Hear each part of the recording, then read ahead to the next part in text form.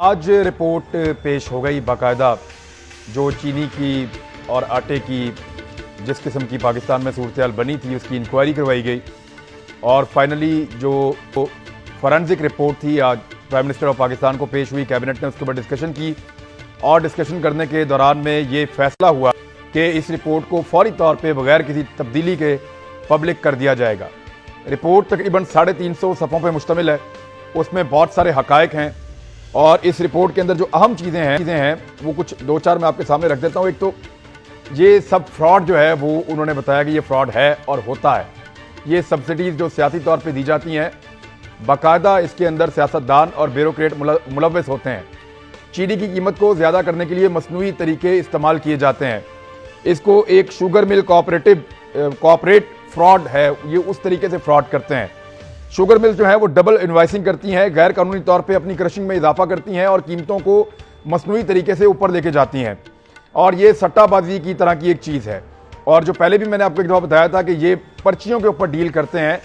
इसके forensic audit के अंदर आपको पर्चियाँ तो मिलेंगी, आपको बैंक अकाउंट्स बहुत कम मिलेंगे। और डबल इनवाइसिंग का मतलब यह है कि हुकूमत को दिखाने के लिए कुछ और है और जो अपना पर्सनल खाता है वो कुछ और है। डबल खाते ये बनाते हैं और उस तरीके से ये शुगर मिलों को हैंडल करते हैं।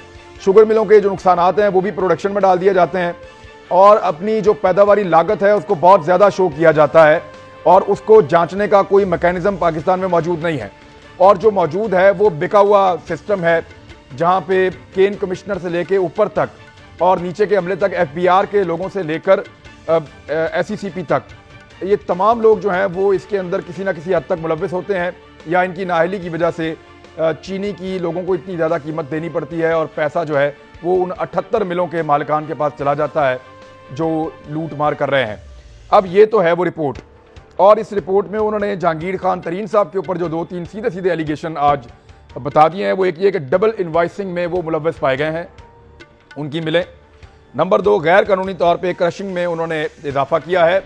Number 3, sugar mill corporate fraud जो है वो उसका हिस्सा है जहांगीर खान तरीन साहब।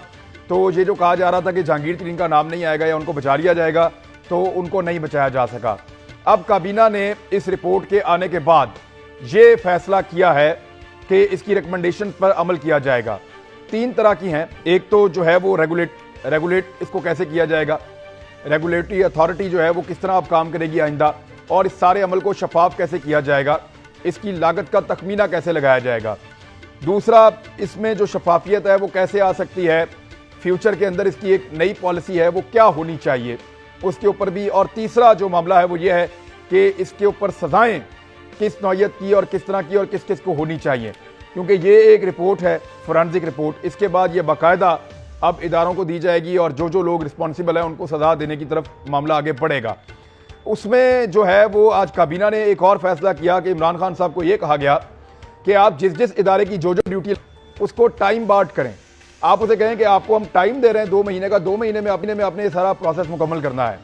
अगर आपने ये कवानीन को बेहतर करना है, इदारों के किरदार को बेहतर करना है तो आपके पास इतना टाइम है। अगर आपने बंदे पकड़ने, गिरफ्तार करना है और मुकम्मल तफ्तीश करके चालान करना है तो आपके पास इतना टाइम है। तो वो टाइम के हवाले से आज जोर दिया गया कि इसकी एक टाइम लाइन होनी चाहिए और उसके बाहर नहीं निकलना चाहिए। लेट्स सी कि अपोजिशन इसके ऊपर क्या रद्द-ए-अमल देती है और हुकूमत जो है वो अब इसको क्या सोचती है। देखें, लेकिन ये पहली दफ़ा है कि किसी हुकूमत के दौर में सब्सिडी दी गई और उस हुकूमत ने उसका ना सिर्फ नोटिस लिया बल्कि उसके ऊपर एक इंक्वायरी करवाई और इंक्वायरी रिपोर्ट आते ही पहले दिन उसको पब्लिक भी कर दिया। ऐसा यहाँ पे नहीं होता था।